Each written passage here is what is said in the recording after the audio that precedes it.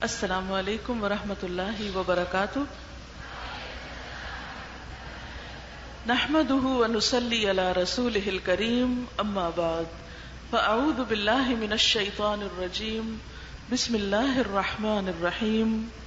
رب اشرح لي صدری ويسر لي امری واحلل عقدۃ من لسانی یفقهوا قولی. کل ہم نے اللہ تعالیٰ کے شکر ادا کرنے کے بارے میں بات کی تھی اور شکر ادا کرنے کا طریقہ جانا تھا ہم نے کہ شکر اس وقت ادا ہو سکتا ہے جب انسان کے دل میں اللہ تعالیٰ کی نعمتوں کا احساس ہو، اور نعمتوں کا احساس اس وقت پیدا ہوتا ہے جب انسان کائنات میں غور و فکر کرتا ہے، نعمتوں کی قدر پہچانتا ہے، اور ان نعمتوں کے بارے میں غور و فکر کریں یا نہ کریں، ان کی قدر و قیمت پہچانے یا نہ پہچانے، بہرحال قیامت کے دن ہم سب سے سوال ضرور ہوگا. لَتُسْأَلُنَّ يَوْمَئِذٍ عَنِ النَّعِيمِ. تم سے اس روز نعمتوں کے بارے میں ضرور پوچھا جائے گا. کیا پوچھا جائے گا؟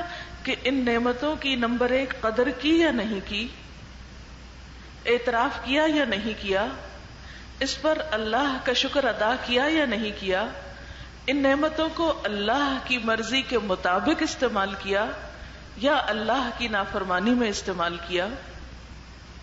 اور اسی مناسبت سے آج ہم سورۃ الرحمن، جو کہ آپ سب کی جانی پہچانی ہے، اور سورۃ الرحمن میں ایک آیت جو بار بار دہرائی جاتی ہے، 31 بار آئی ہے، فَبِأَيِّ آلَاءِ رَبِّكُمَا تُكَذِّبَانِ. اپنے رب کی کن کن نعمتوں کو جھٹلاؤ گے؟ تو یقیناً ہمارے پاس جھٹلانے کی، ان کے انکار کی کوئی وجہ نہیں ہے. قیامت کے دن بھی ہم انکار نہیں کر سکیں گے. ہم میں سے کوئی یہ نہیں کہہ سکے گا کہ میں نے تو نعمت استعمال ہی نہیں کی، مجھے تو معلوم ہی نہیں، یا مجھے تو پتہ ہی نہیں تھا کہ یہ بھی ایک نعمت ہوتی ہے. تو آئیے سورۃ الرحمن کا پہلے تھوڑا ترجمہ دیکھتے ہیں، پھر اس کے بعد ان نعمتوں کا ذکر جو کچھ دنیا سے متعلق ہے اور کچھ آخرت سے متعلق ہے. اللہ کے نام سے ابتدا کرتی ہوں جو بے انتہا مہربان اور رحم فرمانے والا ہے. الرحمن، بے حد مہربان. علم القرآن، اس نے قرآن کی تعلیم دی. خلق الانسان، اس نے انسان کی تخلیق کی، اس نے انسان کو بنایا. علمہ البیان، اس نے انسان کو بولنا سکھایا. سورج اور چاند ایک حساب کے پابند ہیں، یعنی ان نعمتوں کو بھی اللہ ہی نے پیدا کیا، اور پیدا کر کے آزاد چھوڑ نہیں دیا، بلکہ ایک نظام کے تحت انہیں پابند رکھا. اور تارے اور درخت سب سجدہ ریز ہیں، یعنی پوری کائنات اللہ کے آگے جھکی ہوئی ہے، اللہ کی اطاعت کر رہی ہے. اس میں ہم بندوں کے لیے ایک سبق ہے کہ ہم نعمتیں پا کر کیا واقعی اللہ کے اطاعت گزار ہیں یا پھر اس کی نافرمانی کے کاموں میں لگے ہوئے ہیں. آسمان کو اس نے بلند کیا، یعنی انسان کو غور و فکر کی دعوت دی جا رہی ہے کہ دیکھو ایک چھت جو بغیر ستونوں کے ہے کتنی اونچی اٹھی ہوئی ہے کہ وہاں تک انسان کی رسائی بھی نہیں. اور میزان قائم کر دی، یعنی ہر چیز کے اندر ایک بیلنس رکھا، اعتدال رکھا. اس کا تقاضا یہ ہے کہ تم میزان میں خلل نہ ڈالو، یعنی اے انسان ان نعمتوں کو صحیح طور پر استعمال کرو اور زمین میں فساد نہ کرو، بگاڑ نہ پیدا کرو، اور انصاف کے ساتھ ٹھیک ٹھیک تولو اور ترازو میں ڈنڈی نہ مارو، یعنی بندوں کے حقوق صحیح طور پر ادا کرو. زمین کو اس نے سب مخلوقات کے لیے بنایا، یعنی زمین صرف انسانوں کے لیے نہیں، اس لیے اس میں ہمیں صرف انسانوں کے حقوق ہی نہیں، جانوروں کے اور دیگر مخلوقات کے حقوق بھی ادا کرنے ہیں، ان کا خیال بھی رکھنا ہے. اس میں ہر طرح کے بکثرت لذیذ پھل ہیں. کھجور کے درخت ہیں جن کے پھل غلافوں میں لپٹے ہوئے ہیں.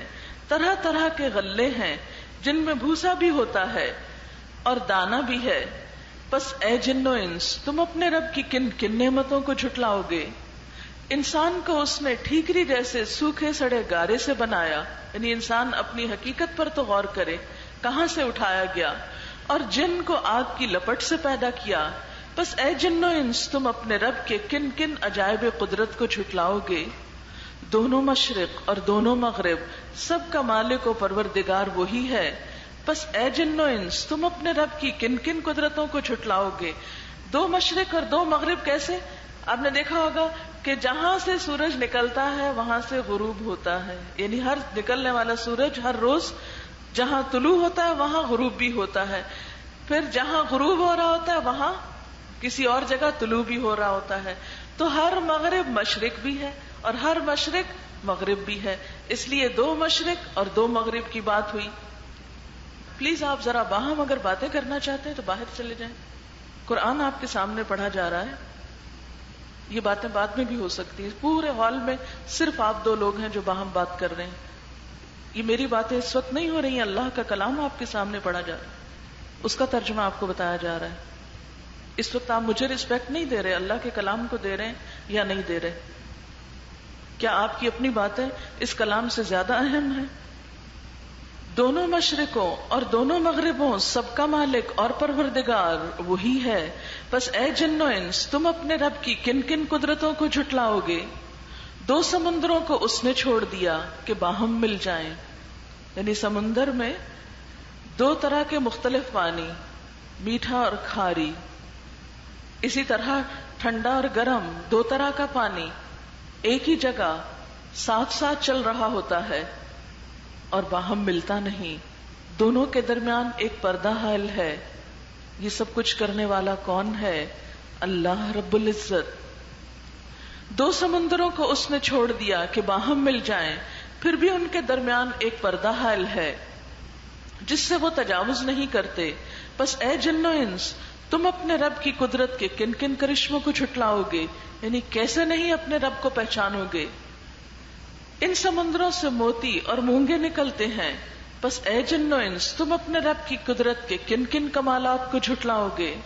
اور یہ جہاز اسی کے ہیں جو سمندروں میں پہاڑوں کی طرح اونچے اٹھے ہوئے ہیں، یعنی پانی میں ایک سوئی تو ڈوب جاتی ہے لیکن اتنا بڑا جہاز جو کہ پورے پہاڑ کی طرح نظر آتا ہے یا پہاڑ جتنا وزنی ہو سکتا ہے، وہ تیر کر ایک حصے سے دوسرے پہ چلا جاتا ہے. یہ اس کو صلاحیت کس نے بخشی؟ تم اپنے رب کے کن کن کمالات کو جھٹلاؤ گے؟ اور یہ جہاز اسی کے ہیں جو سمندر میں پہاڑوں کی طرح اونچے اٹھے ہوئے ہیں، پھر تم اپنے رب کے کن کن احسانات کو جھٹلاؤ گے؟ ہر چیز جو اس زمین پر ہے فنا ہو جانے والی ہے اور صرف تیرے رب کی جلیل و کریم ذات ہی باقی رہنے والی ہے. بس اے جن و انس تم اپنے رب کے کن کن کمالات کو جھٹلاؤ گے؟ زمین اور آسمانوں میں جو بھی ہیں سب اپنی حاجتیں اسی سے مانگ رہے ہیں، کیونکہ سب محتاج ہیں. بے نیاز صرف اس کی ذات ہے، ہم سب کو اس کی ضرورت ہے، اسے ہماری ضرورت نہیں ہے. ہر آن وہ نئی شان میں ہے. بس اے جن و انس تم اپنے رب کی کن کن صفات کو جھٹلاؤ گے؟ اے زمین کے بوجھو، ان قریب ہم تم سے باز پرس کرنے کے لیے یعنی تمہارا حساب لینے کے لیے فارغ ہوئے جاتے ہیں، پھر دیکھ لیں گے کہ تم اپنے رب کے کن کن احسانات کو جھٹلاؤ گے. یعنی انسان ہمیشہ اس دنیا میں نہیں رہے گا، یہ نعمتیں ہمیشہ ہمارے پاس نہیں رہیں گی. ہمیں بہت جلد یہ دنیا جس کی محبت میں ہم ڈوبے ہوئے ہیں، جس کے اوپر ہم کچھ اور سوچ ہی نہیں سکتے، یہ سب بہت جلد چھوڑ کر اپنے رب کی طرف واپس جانے والے ہیں. پھر ہم میں سے ایک ایک کا حساب ہوگا، ہر ایک کو جواب دہی کرنی ہوگی کہ وہ اپنے رب کی نعمتوں کو پا کر رب کے ساتھ کیا معاملہ کرتا رہا، اس کے دین کے ساتھ کیا سلوک کرتا رہا، اس کی کتاب کو اس نے کتنی اہمیت دی، اس کے رسول صلی اللہ علیہ وسلم کی کتنی عزت کی. ان سب نعمتوں کو پا کر بہت جلد ہم سے پوچھ ہوگی، لہذا وہاں جا کر تم کس نعمت کو جھٹلا سکو گے؟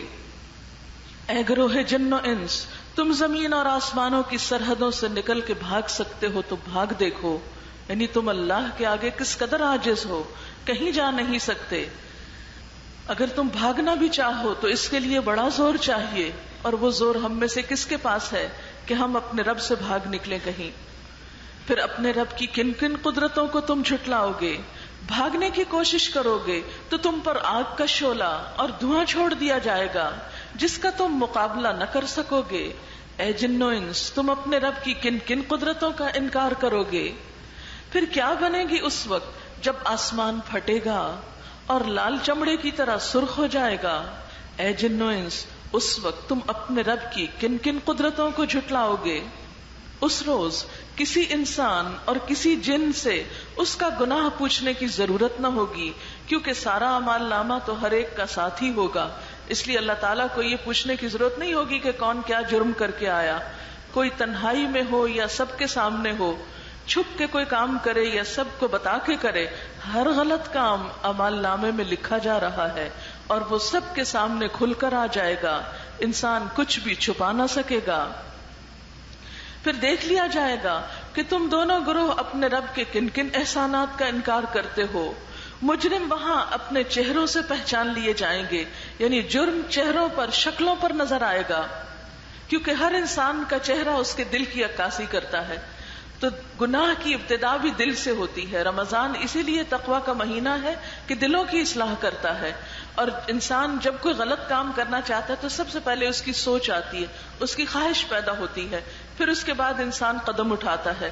اس لیے چہرے پر سب دلوں کے آثار اور دلوں کے خیالات نظر آ رہے ہوں گے، کیونکہ وہیں پر سارے خیالات جمع ہوئے تھے، یعنی دل میں، اور دل سے پھر انسان کے عمل میں آئے، ظاہر میں آئے.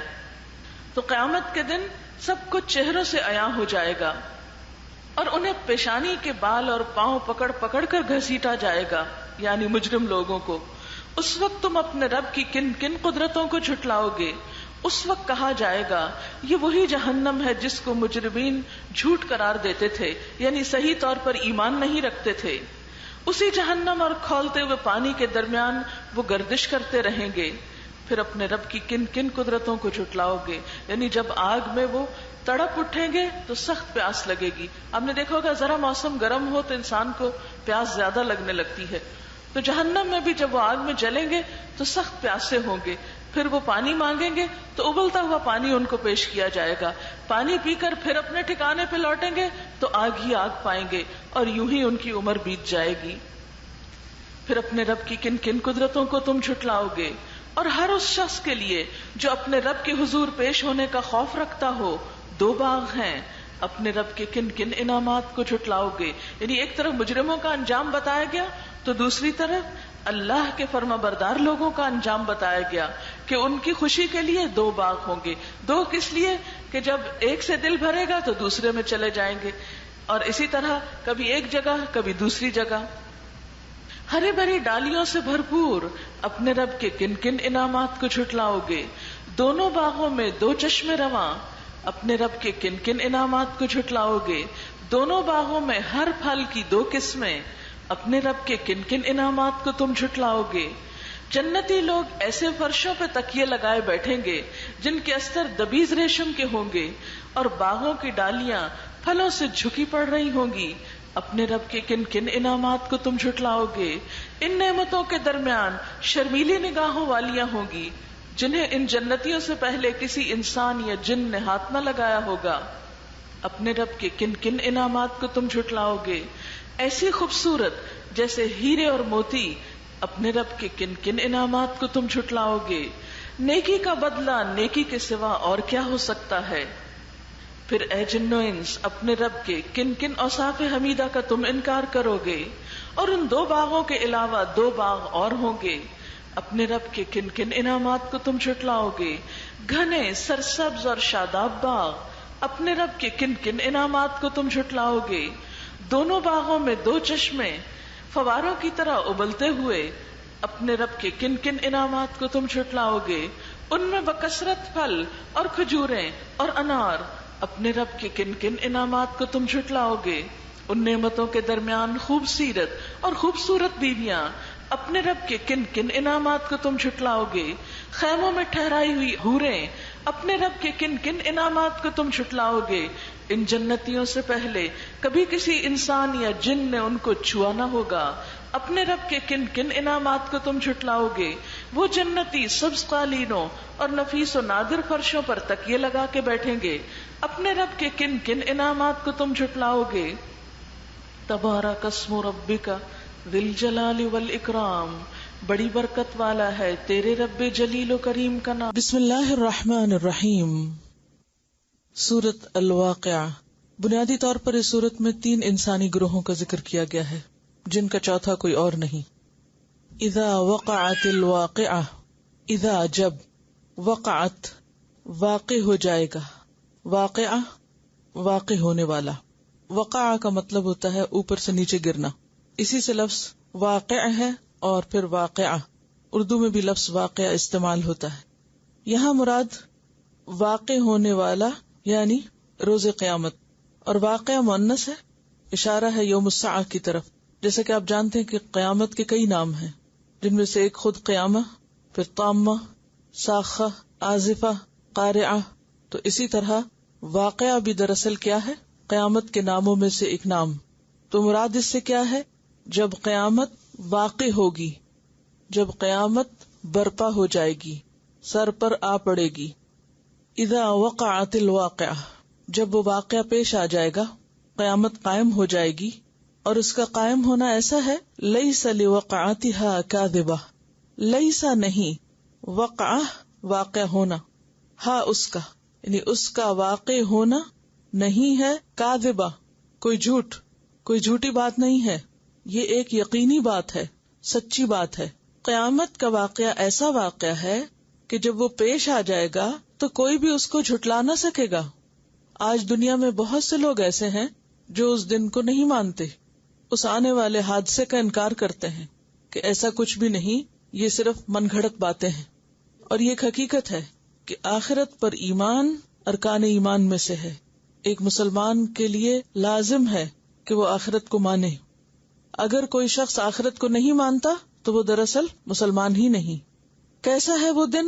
خافضۃ رافعۃ، وہ قیامت پست کرنے والی ہے، بلند کرنے والی ہے. اور اسی طرح عزت اور ذلت کے معنوں میں بھی آتا ہے. تو خافضۃ نیچے کرنے والی یعنی ذلیل کرنے والی، پست کرنے والی، گرانے والی. اور رافعۃ بلند کرنے والی، اٹھانے والی یعنی عزت دینے والی. قیامت کا دن ایک ایسا دن ہے جس میں عزت اور ذلت کے معیار بدل جائیں گے. آج دنیا میں بہت سے افراد اور اقوام ایسے ہیں جو بظاہر بہت بلند مرتبہ نظر آتے ہیں، بہت عزت کے مقام پر نظر آتے ہیں، لیکن کل قیامت کے دن ان کا یہ مقام عزت ان سے چھین لیا جائے گا، اور صرف ایک قیامت کا حادثہ ہی انہیں پست کر دینے کے لیے کافی ہوگا. خافضۃ رافعۃ. اذا رجت الارض رجا وبست الجبال بسا فكانت هباء منبثا وكنتم ازواجا ثلاثا فاصحاب الميمنة ما اصحاب الميمنة واصحاب المشأمة ما اصحاب المشأمة والسابقون السابقون اولئک المقربون. شروع اللہ کے نام سے جو بے انتہا مہربان نہایت رحم فرمانے والا ہے. جب وہ ہونے والا واقعہ پیش آ جائے گا یعنی آخرت کا واقعہ، تو کوئی اس کے واقع ہونے کو جھٹلا نہ سکے گا. آج ہم اس کی طرف توجہ نہیں کرتے، وہ ہمارے خیالوں میں نہیں ہے، لیکن جب وہ پیش آ جائے گا تو کوئی بھی اس سے انکار نہ کر سکے گا. وہ تہ و بالا کر دینے والی آفت ہوگی، یعنی زمین پر کوئی بھی چیز اس وقت ٹھہری نہ رہے گی، سلامت نہ رہے گی، بچے گی نہیں. انسان اپنی ترقی کی انتہا کو کیوں نہ پہنچ جائے، زمین سے آسمان تک کیوں نہ پہنچ جائے، لیکن جو ہی وہ زلزلہ آئے گا تو کیا ہوگا؟ اس وقت زمین یک بارگی ہلا ڈالی جائے گی، پہاڑ اس وقت ریزہ ریزہ کر دیے جائیں گے، اور پراگندہ غبار بن کر رہ جائیں گے، یعنی دھول کی طرح اڑا دیے جائیں گے. تم لوگ اس وقت 3 گروہوں میں تقسیم ہو جاؤ گے، یعنی سارے انسان 3 بڑی کیٹیگریز میں تقسیم کر دیے جائیں گے یا 3 کیٹیگریز میں داخل ہو جائیں گے. اور وہ 3 کیا ہیں؟ پہلی کیٹیگری یا پہلا گروپ دائیں بازو والے. دائیں بازو والوں کی خوش نصیبی کا کیا کہنا. دوسری کیٹیگری اور بائیں بازو والے، تو بائیں بازو والوں کی بد نصیبی کا کیا ٹھکانا. اور آگے والے تو پھر آگے والے ہی ہیں، وہی تو مقرب لوگ ہیں، نعمت بھری جنتوں میں رہیں گے، اگلوں میں سے بہت ہوں گے، پچھلوں میں سے کم ہوں گے. تو 3 گروپ کون سے ہوئے؟ ایک دائیں بازو والے جو عام نیک اچھے لوگ ہیں، ایک بائیں بازو والے جو برے لوگ ہیں، اور ایک تیسری کیٹیگری سابقون آگے جانے والے، اللہ کے مقرب لوگ. اور یہ سابقون سبقت لے جانے والے کون ہیں؟ جو نیکی اور خیر اور بھلائی کے کاموں میں دوڑ لگاتے ہیں، آگے سے آگے جاتے ہیں. وہ یہ نہیں دیکھتے کہ کوئی اور نیکی نہیں کر رہا تو میں کیوں کروں. وہ اس سوچ میں رہتے ہیں کہ کون سی نیکی میں سب سے پہلے آگے بڑھ کر کروں، نیکی کے کاموں میں آگے نکل جاؤں. آج ہم اپنے چاروں طرف دیکھتے ہیں تو ہماری دوڑ کس کی طرف ہے؟ دنیا کی طرف. دنیا کی محبت میں ہم دنیا ہی کی طرف دوڑ رہے ہیں. آخرت سامنے ہی نہیں ہے، اس لیے اس کی سوچ بھی نہیں، فکر بھی نہیں. اسی لیے ہم صرف وہ کام کرتے ہیں جس سے ہمیں دنیا کا فائدہ زیادہ ہو. وہ کام ہم پیچھے یا کل پہ یا آئندہ زندگی پہ ڈال دیتے ہیں جو آخرت میں فائدہ دینے والے ہیں. حالانکہ ہم میں سے کسی کو نہیں پتا کہ آج زندگی ختم ہو جائے تو کل ہماری آخرت شروع ہو جائے، اور آخرت کا امتحان دنیا کے امتحان سے پہلے آ جائے. کوئی نہیں جانتا کہ کس وقت کس پر کیا بیت جائے. تو ایسے میں تیسری قسم کے لوگ جو نیکیوں میں آگے جانے والے ہیں، خیر اور بھلائی میں آگے بڑھنے والے ہیں، وہ انتظار نہیں کرتے، وہ سستی کا شکار نہیں ہوتے، وہ کبھی بھی دوسروں پہ نہیں ڈالتے، وہ خود انیشیٹو لیتے ہیں. اور اس کو ایک چھوٹی سی مثال سے سمجھاؤں گی. مثلاً آپ راہ چل رہے ہیں، راستے میں کوئی کوڑا کرکٹ نظر آتا ہے تو ایک ایٹیٹیوڈ یہ ہو سکتا ہے کہ فوراً آگے بڑھیں اور اٹھا لیں کہ یہ نیکی کا کام میں کر لوں. اور ایک یہ ہے کہ کوئی اور آئے، میری تو ڈیوٹی نہیں، میں تو یہاں پڑھنے کے لیے آتی ہوں، میرا تو یہ کام نہیں کہ میں یہاں اسکول کی صفائی کرتی رہوں. کوئی ہوگا جو اٹھا لے گا. یا کوئی بھی جب خیر و بھلائی کا کام آتا ہے، مثلا نماز ہی کا وقت آتا ہے، تو ہم میں سے کتنے لوگ ہیں جو دوڑ لگائیں کہ میں اول وقت میں نماز پڑھ لوں، پہلے میں نماز پڑھ لوں. ہم کہتے ہیں اچھا پہلے آپ پڑھ لیں، پہلے وہ پڑھ لیں. صبح سو کر اٹھنے کا آپ سوچیں کہ ہم صرف انتظار میں رہتے ہیں. اچھا پہلے ایک اٹھ جائے، وہ واش روم میں چلا جائے، پھر ہم اٹھیں گے. پھر یعنی دنیا کا معاملہ ہو، کہیں دنیا کا فائدہ ہو تو ہم سب سے پہلے سب سے آگے ہوں گے. حالانکہ دنیا اللہ کے نزدیک مچھر کا پر بھی نہیں، جسے وہ دار الغرور، دھوکے کا گھر کہتا ہے، بہت جلد ختم ہونے والا.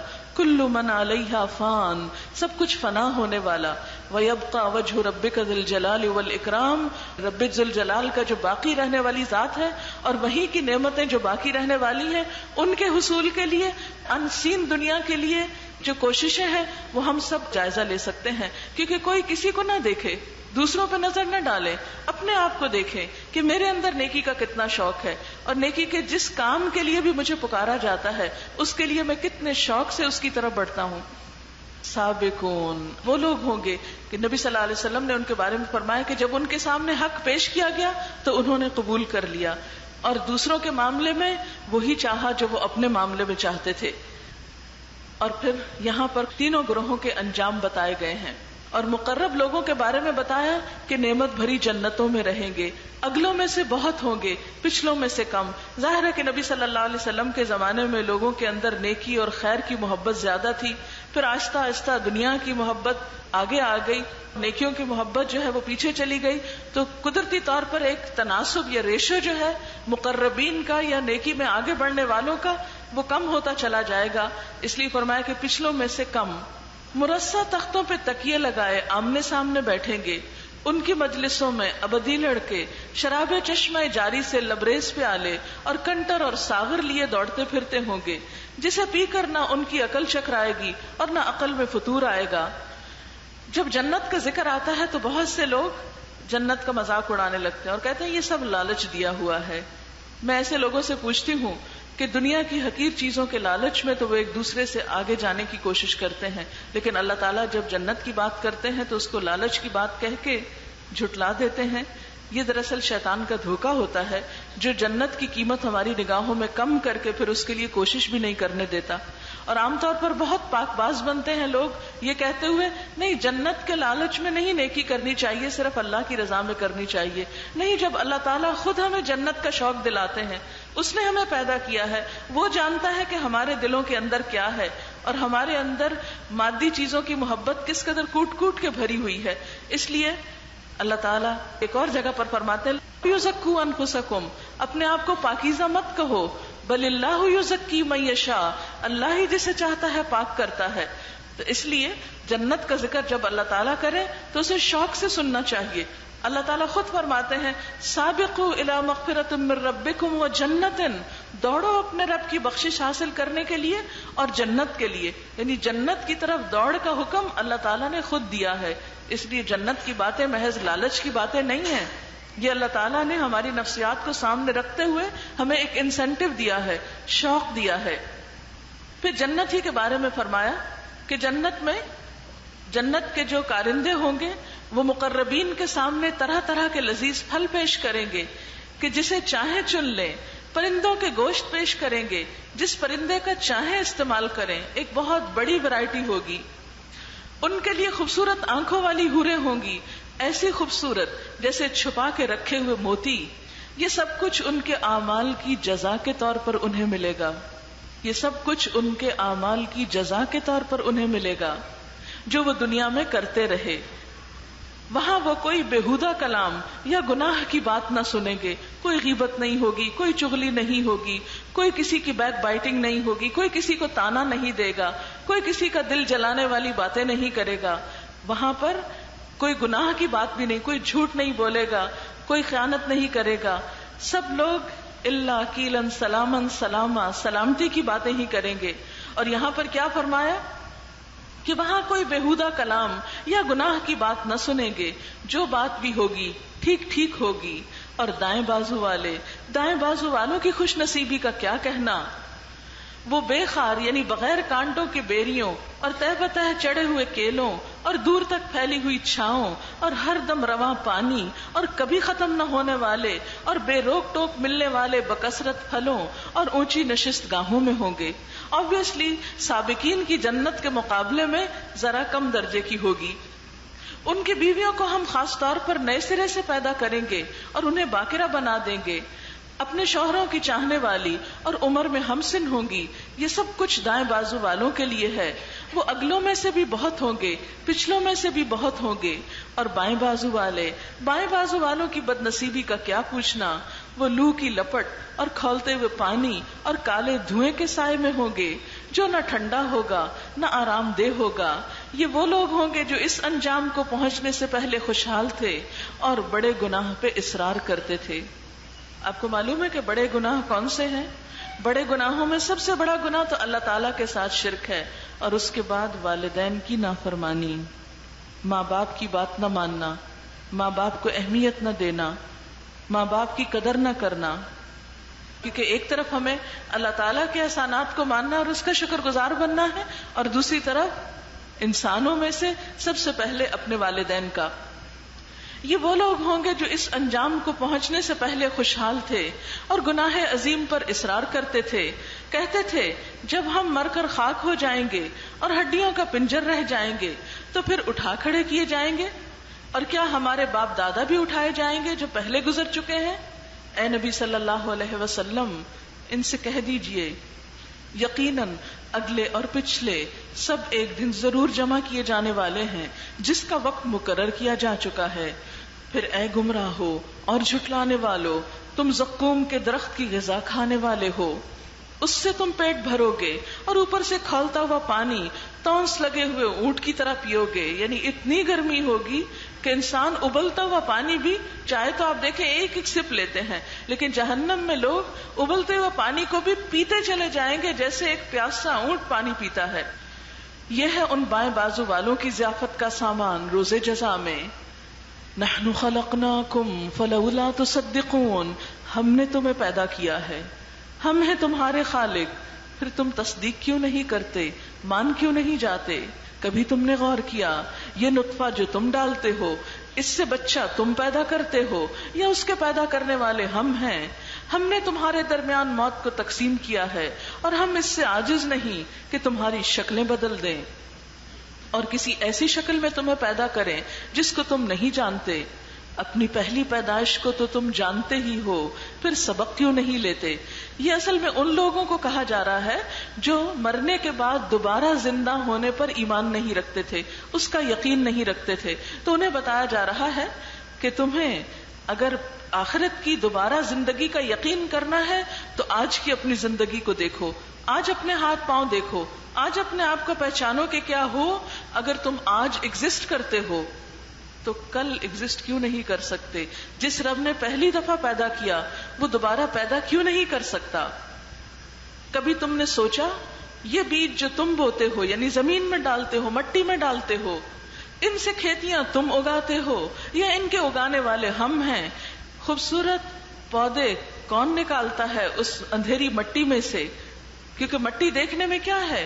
کچھ بھی نہیں، نہ اس میں رنگ ہے، نہ ہی اس کے اندر کوئی خوشبو ہے، نہ ٹیسٹ ہے، لیکن جو پھل اور پھول اس میں سے نکلتے ہیں وہ کس قدر خوبصورت اور کتنی ویرائٹی ہوتی ہے ان کے اندر۔ مثلاً ایک لیموں کا پودا جو اگتا ہے زمین کے اندر سے، تو مٹی کو آپ جتنا بھی ٹیسٹ کریں اس میں کوئی کھٹائی نہیں، لیکن ایک لیموں کے اندر ٹیسٹ کون ڈالتا ہے؟ یہ سب کچھ کرنے والا کون ہے؟ یہ اللہ رب العزت ہے۔ کبھی تم نے سوچا یہ بیج جو تم بوتے ہو، ان سے کھیتیاں تم اگاتے ہو یا ان کے اگانے والے ہم ہیں؟ ہم چاہے تو ان کھیتیوں کو بھس بنا کر رکھ دیں اور تم طرح طرح کی باتیں کرتے رہ جاؤ۔ ہم پر تو الٹی چٹی پڑ گئی، بلکہ ہمارے تو نصیب ہی پھوٹے ہوئے ہیں۔ یعنی اللہ تعالیٰ انسان کو جب دنیا میں ایک نعمت دے کر اس سے لیتا ہے تو وہ اس پر یہ سوچنے کے بجائے کہ میرا بھی کوئی قصور ہوگا، اللہ تعالیٰ ہی کو بلیم کرنے لگتا ہے بعض اوقات، اور بعض اوقات وہ طرح طرح کی باتیں بنا کر رہ جاتا ہے اور اللہ کی طرف رجوع نہیں کرتا۔ کبھی تم نے آنکھیں کھول کر دیکھا یہ پانی جو تم پیتے ہو اسے تم نے بادل سے برسایا ہے یا اس کے برسانے والے ہم ہیں؟ ہم چاہے تو اسے سخت کھاری بنا دیں، یعنی بارش میٹھے پانی کی برسنے کی بجائے کڑوے پانی کی برسے۔ اور کتنے حیرت کی بات ہے نا، آپ دیکھیں کہ جو واٹر سائیکل ہے وہ آپ سب جانتے ہیں کہ بارش کہاں سے بنتی ہے؟ جو سمندر سے بخارات اٹھتے ہیں۔ سمندر کا پانی کس قدر کھاری ہوتا ہے، وہاں سے اللہ تعالیٰ جو پانی اٹھاتے ہیں اور بادلوں کے ذریعے پھر زمین پہ برساتے ہیں وہ کھاری نہیں ہوتا۔ یہ سب کچھ کرنے والا کون ہے؟ پھر تم شکر کیوں نہیں ادا کرتے؟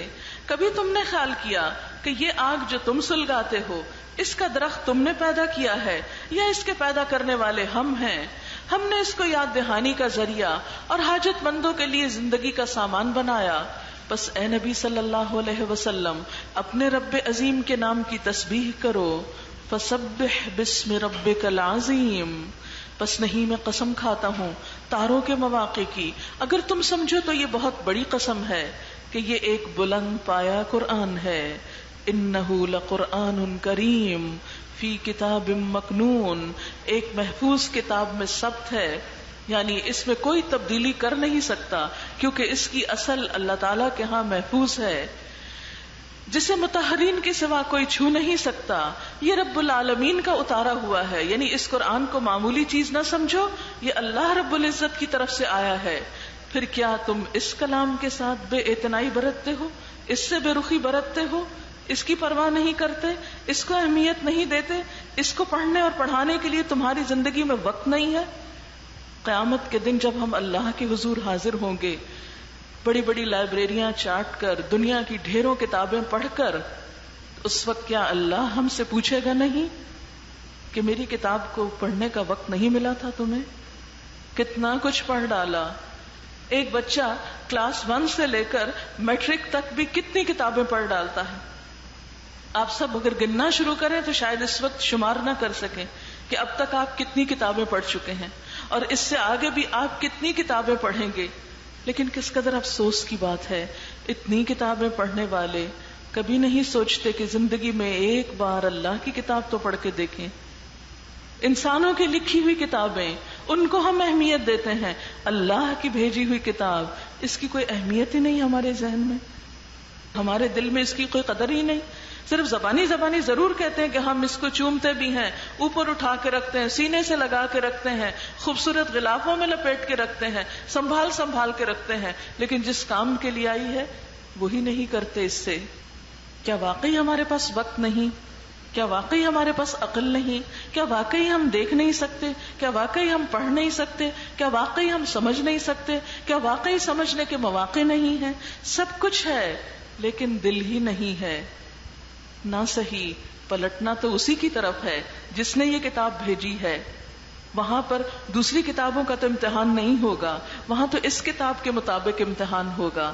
پھر اگر اس کو پڑھے بغیر چلے گئے تو کیا جواب دیں گے، کیا حساب دیں گے؟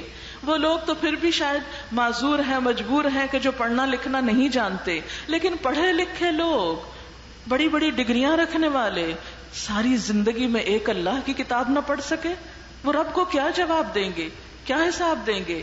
اسی لیے اللہ تعالیٰ فرماتے ہیں افبہذا الحدیث انتم مدہنون، وہ کتاب جو محفوظ کتاب ہے، بلند پایا کتاب ہے، باعزت کتاب ہے، جسے مطہرون کے سوا کوئی چھوتا نہیں اللہ کے ہاں، مقرب فرشتوں کے پاس ہے، رب العالمین کی اتاری ہوئی ہے، تم اس کی پرواہ نہیں کرتے، تم اس کی قدردانی نہیں کرتے؟ وَتَجْعَلُونَ رِزْقَكُمْ أَنَّكُمْ تُكَذِّبُونَ، اور تم نے اپنا حصہ اس میں یہ رکھا ہے کہ اسے جھٹلاتے ہو، جو بات سمجھ میں نہیں آتی اس کا صاف انکار کر دیتے ہو، ماننے کی باری آتی ہے، عمل کی باری آتی ہے تو عمل کر کے نہیں دکھاتے۔ اب اگر تم کسی کے محکوم نہیں، یعنی تمہارے اوپر کوئی حاکم نہیں، کوئی رب نہیں، اور اپنے اس خیال میں تم سچے ہو، تو جب مرنے والے کی جان حلق تک پہنچ جاتی ہے اور تم اسے اپنی آنکھوں سے دیکھ رہے ہوتے ہو کہ وہ مر رہا ہے، اس وقت اس کی نکلتی ہوئی جان کو واپس کیوں نہیں لاتے؟ اللہ تعالیٰ پوچھ رہے ہیں، ایک سوال کر رہے ہیں کہ اگر تم سمجھتے ہو کہ تم ایسے ہی آزاد ہو اس دنیا میں اور کوئی تم سے پوچھنے والا نہیں، تمہارا حساب لینے والا نہیں، تو سوچو ذرا کہ پھر اگر تم آزاد ہو تو اپنی آزادی استعمال کرو، اگر خود کو طاقتور سمجھتے ہو تو اپنی طاقت استعمال کرو، اور جس وقت مرنے والے کی جان نکل رہی ہوتی ہے، وہ تمہارے ہاتھوں سے جا رہا ہوتا ہے، تو ذرا تم اس کی جان واپس تو لا کے دکھاؤ، اس کو نہ جانے دو، اس کو روک لو۔ لیکن کیا کبھی کوئی روک سکا کسی کو؟ کوئی نہیں روک سکتا۔ بڑے بڑے ڈاکٹرز، بڑے بڑے ہسپتال، سوفسٹیکیٹڈ آلات مرنے والوں کو روک نہیں سکتے۔ آج تک موت کا علاج کوئی دریافت نہیں کر سکا۔ موت اٹل حقیقت، بہت بڑی سچائی جس سے مجھے اور آپ کو گزرنا ہے، اور موت کے بعد مٹی میں مل نہیں جانا، حساب دینا ہے، جواب دینا ہے۔ اللہ کی نعمتوں کے بارے میں پوچھا جائے گا کہ ہم نے ان کو پا کر اللہ کا حق کتنا ادا کیا۔ اس وقت سوچو کیا جواب دو گے، کیا بولو گے؟ ہم آزاد نہیں ہیں اس دنیا میں، ہم ایک بھیجنے والے کے حکم سے آئے ہیں، اسی کے حکم سے واپس جانا ہے، اسی نے یہ کتاب اتاری ہے، اسی نے اس کے مطابق ہم سے پوچھنا ہے۔ اس وقت ہمارا جواب پھر کیا ہوگا؟ اس وقت تو کوئی کام نہیں آئے گا۔ یوم یفر المرء من اخیہ وامہ وابیہ وصاحبتہ وبنیہ، جس دن انسان بھاگے گا اپنی ہی ماں سے، اپنے ہی باپ سے، اپنے ہی بیٹے سے، اپنی ہی بیوی سے۔ اس دن ہر انسان کو ایسی پڑی ہوگی جو اسے دوسروں سے بے پرواہ کر دے گی۔ ہر انسان اتنا خود غرض ہو چکا ہوگا کہ اسے صرف اپنی فکر ہوگی۔ دنیا میں ایک معمولی ٹیسٹ اور امتحان ہوتا ہے تو ہم میں سے ہر ایک کو اپنی پڑی ہوئی ہوتی ہے۔ اس وقت ہمیں یہ یاد نہیں ہوتا کہ میری فرینڈ کا پیپر اس وقت کیسا ہو رہا ہے، میری بہن کا پیپر اس وقت کیسے ہو رہا ہے۔ ہر انسان کو یہ فکر ہوتی ہے کہ جو لکھا ہے سوال نامے میں اس کا جواب ٹھیک ٹھیک دے دوں، میرے نمبر زیادہ آنے چاہیے۔ بہن اپنا انجام خود جانے۔ تو دنیا میں اگر امتحان کے کمرے میں انسان اتنا خود غرض ہو جاتا ہے تو آخرت کے امتحان میں انسان کی خود غرضی کا کیا عالم ہوگا؟ کون کس کو پوچھے گا؟ کون کس کا سہارا لے گا؟ کون کس کی مدد لے گا؟ اس وقت تو ہر انسان تنہا آئے گا۔ وَلَقَدْ جِئْتُمُونَا فُرَادًا كَمَا خَلَقْنَاكُمْ أَوَّلَ مَرَّةٍ، تم ہمارے پاس اکیلے ہی واپس آ گئے جس طرح ہم نے تم کو پہلے دن پیدا کیا تھا۔ دنیا میں بھی اکیلے آتے ہیں، واپسی بھی اکیلے ہوگی، قبر میں بھی اکیلے ہوں گے، حساب کے وقت بھی اکیلے ہوں گے۔ پھر کیوں نہیں سنبھلتے؟ کیوں نہیں غور کرتے؟ کیوں نہیں تیاری کرتے؟ کیوں نہیں اللہ سے اپنا تعلق مضبوط کرتے؟ اب اگر تم کسی کے محکوم نہیں ہو اور اپنے اس خیال میں سچے ہو تو جب مرنے والے کی جان حلق تک پہنچ چکی ہوتی ہے اور تم آنکھوں دیکھ رہے ہوتے ہو کہ وہ مر رہا ہے، اس وقت اس کی نکلتی ہوئی جان کو واپس کیوں نہیں لے آتے؟ اس وقت تمہاری نسبت ہم اس کے زیادہ قریب ہوتے ہیں مگر تم کو نظر نہیں آتے۔ پھر وہ مرنے والا اگر مقربین میں سے ہو تو اس کے لیے راحت اور عمدہ رزق اور نعمت بھری جنت ہے، اور اگر وہ اصحاب یمین میں سے ہو تو اس کا استقبال یوں ہوتا ہے کہ سلام ہے تجھ پر، تو اصحاب الیمین میں سے ہے، اور اگر وہ جھٹلانے والے گمراہ لوگوں میں سے ہو تو اس کی تواضع کے لیے کھولتا ہوا پانی ہے اور جہنم میں جھونکا جانا ہے۔ ان ھذا لہو حق الیقین، بے شک یہ سب کچھ قطعی حق ہے۔ فسبح باسم ربک العظیم، پس تسبیح بیان کرو اپنے رب عظیم کے نام کی. سب تسبیح پڑھیے. سبحان اللہ وبحمدہ عدد خلقہ ورضا نفسہ وزنة عرشہ ومداد کلماتہ. سبحان اللہ وبحمدہ عدد خلقہ ورضا نفسہ وزنة عرشہ ومداد کلماتہ. سبحانک اللہم وبحمدک نشہد ان لا الہ الا انت نستغفرک ونتوب الیک. والسلام علیکم ورحمۃ اللہ وبرکاتہ.